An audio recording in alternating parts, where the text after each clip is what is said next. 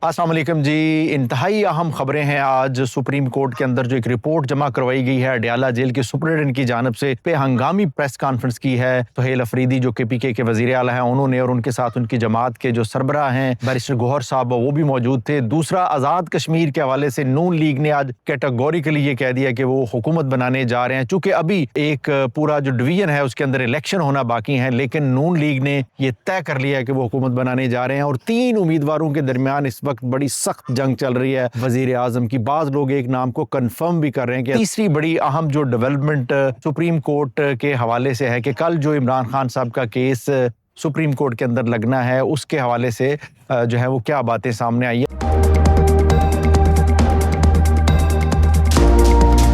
तो पहले शुरू कर लेते हैं आज़ाद कश्मीर से। आज़ाद कश्मीर के इलेक्शन के हवाले से बड़ी अहम प्रेस कॉन्फ्रेंस आज राना सनाउल्लाह ने की इस्लामाबाद के अंदर। उनके साथ जो हैं वो शाह गुलाम कादर जो मुस्लिम लीग नून आज़ाद कश्मीर के सदर हैं वो भी मौजूद थे। राना सनाउल्लाह ने ये कहा है कि आइन में कोई ऐसी कदगन नहीं है कि हम हुकूमत नहीं बना सकते, हमारे पास नंबर्स पूरे हैं। इस वक्त कोई तकरीबन 24 से 25 के करीब हमारे पास नंबर्स हैं और हम सादा अक्सरियत से भी हुकूमत बना सकते हैं। और अगर मखसूस नशीस्तें इसमें शामिल कर ली जाएँ तो हमारी जो तादाद है वो लगभग 33 के करीब हो जाएगी, जो कि 2/3 अक्सरियत से भी बढ़कर है। उन्होंने कहा जी आइन के अंदर कोई ऐसी कदगन नहीं है कि हम जो है वो पुंछ का इलेक्शन करवाने के बाद ही हुकूमत बना सकते हैं। कुछ खबरें मीडिया में एक वक्त के लिए ऐसी भी चली जो बाद में ख़त्म भी हो गई कि पीपल्स पार्टी जो है वो सुप्रीम कोर्ट में जाने लगी है, आज़ाद कश्मीर के अंदर वो रुजू करने लगी है अदलिया से कि इस इलेक्शन के बाद जो सूरत हाल बनी है इसको रोका जाए, नून लीग को हुकूमत बनाने से रोका जाए उस वक्त तक जब तक कि ये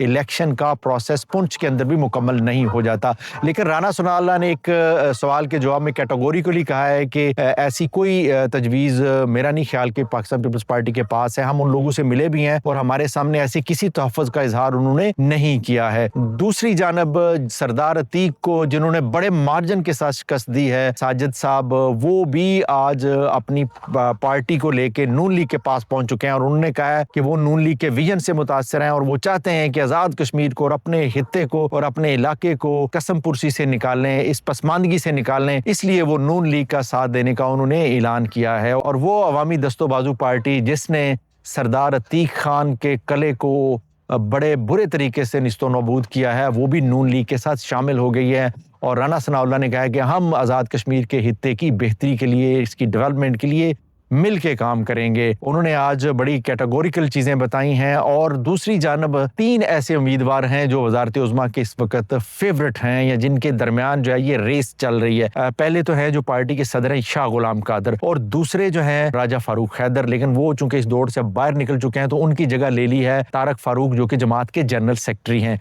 तीसरा एक नाम जो है गैर मुतवक्के तौर पर सामने आ रहा है कर्नल वकार साहब का, जिनका ताल्लुक बरनाला बिम्बर से है, उनका भी नाम लिया जा रहा है। चूँकि वो खुद जो है एस्टैब्लिशमेंट में सर्व करते रहे हैं, उनके राबते हैं, उनकी जो एक हल्का असर मौजूद है, तो उस बुनियाद पे उनका नाम जो है वो सामने लिया जा रहा है। लेकिन शाह गुलाम कादर जो है वो मेरे ज़ाती ख्याल से बड़े फेवरेट और मजबूत उम्मीदवार हैं। दूसरी जानब तारक फारूक भी मौजूद हैं, वो भी अपनी दौड़ जो है वो प्रॉपर तरीके से लगा रहे हैं। आज की प्रेस कॉन्फ्रेंस में भी तीनों तो नहीं लेकिन शाह गुलाम कादर साहब और जनाब तारक फारूक साहब ज़रूर मौजूद थे। देखते हैं ये कुर्रा फाल किसके लिए निकलता है या ये जो हुमा है इक़्तिदार का ये किसके सर सजदा है।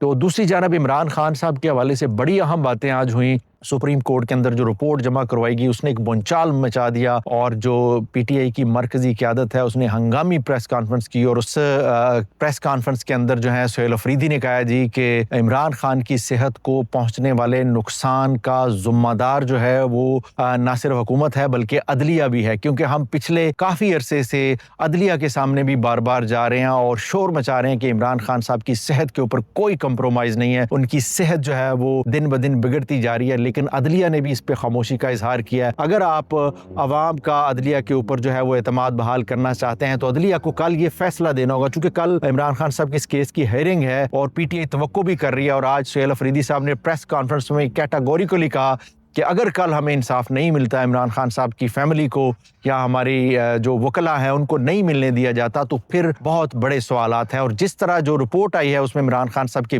جو بلڈ پریشر ہے اس کے حوالے سے کافی تشویش کا اظہار کیا انہوں نے کہ وہ ان کا جو بی پی ہے جو 110 پہلے رہتا تھا وہ شوٹ کر کے 140 تک جو ہے وہ گیا ہے. انہوں نے کہا یہ تو ایک سرکاری رپورٹ ہے لیکن اصل سچویشن کیا ہے اس کا اندازہ آپ حکومت کے ہتھ کنڈوں سے, حکومت کے بہانوں سے آپ لگا سکتے ہیں. ہم سخت تشویش میں ہیں اور ہم نے پہلے بھی کہا تھا کہ ہم جو ہے وہ عمران خان کی صحت کے اوپر کوئی کمپرومائز نہیں کریں گے. تو انہوں نے کیٹیگوریکلی کہا کہ اگر ہمیں یہ ایکسیس نہ دی گئی تو ہم آئندہ کا لاہے عمل جو ہے اس کا اعلان کریں گے. دیکھتے ہیں کل جو عمران خان صاحب کا کیس ہے, ان کی ملاقاتوں کے حوالے سے, ان کی صحت کے حوالے سے, ان کی ڈاکٹرز تک ایکسیس کے حوالے سے کیس کو جو ہے وہ کس طرح سے کورٹس لیتی ہیں اور اس کا کیا فیصلہ جو ہے وہ سامنے آتا ہے. کیا واقعی عمران خان صاحب کو کوئی ریلیف ملنے جا رہا ہے یا کہ نہیں.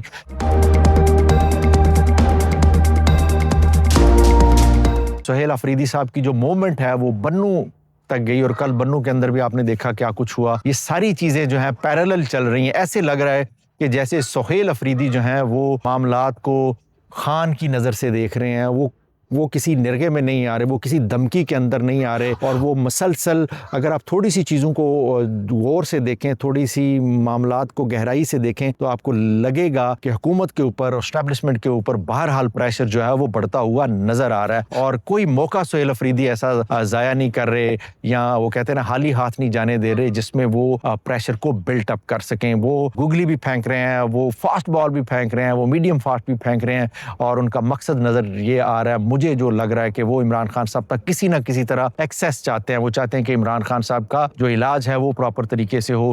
جس طرح کی پریس کانفرنس آج قیادت نے کی ہے جس میں بیرسٹر گوہر صاحب بھی موجود تھے, اسد کیسر صاحب بھی موجود تھے, اس سے پی ٹی آئی کے موڈ کا بھی آپ کو تھوڑا سا اندازہ ہو جاتا ہے. لیکن دیکھتے ہیں کل عدالتوں سے اس حوالے سے کیا فیصلہ آتا ہے. انشاءاللہ آپ کو اپڈیٹ کرتے رہیں گے. چینل پسند آئے تو لائک کرنا, فالو کرنا اور شیئر کرنا مت بھولیے گا. اسی کے ساتھ اجازت دیجیے. اللہ حافظ.